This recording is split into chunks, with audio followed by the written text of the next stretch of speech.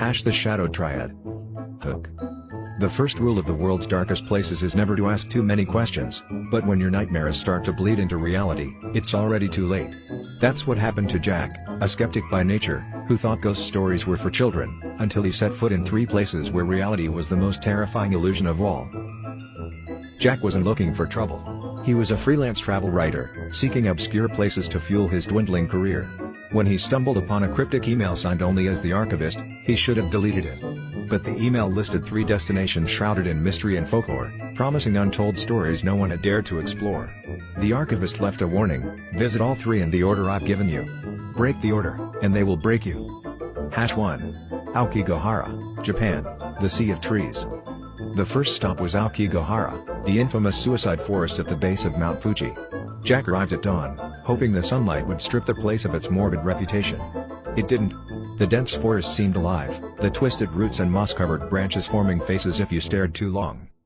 As Jack wandered deeper, the silence became oppressive. No birds, no wind, just the crunch of leaves underfoot. Then he saw it, a single red ribbon tied to a tree, leading off the trail.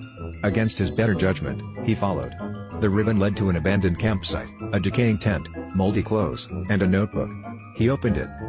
The pages were filled with frantic scrawls in Japanese, but one phrase stood out, written in blood-red ink: beware the ones who whisper.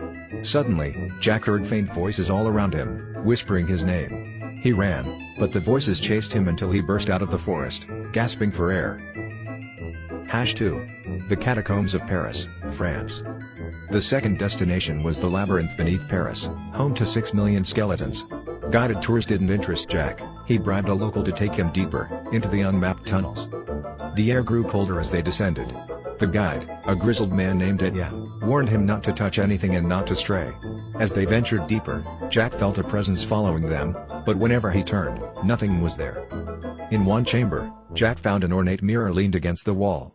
Strange, he thought, in a place filled with bones. When he looked into it, his reflection didn't move with him. Instead, it stared back with hollow eyes and a sinister grin. Etienne grabbed Jack's arm, pulling him away. "You've looked too long," he said, his voice trembling. They ran, but the tunnels seemed to shift, trapping them.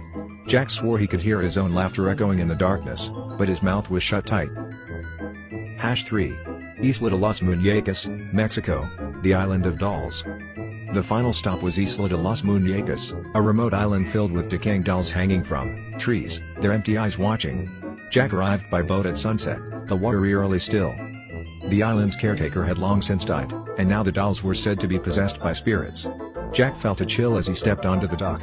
The dolls weren't just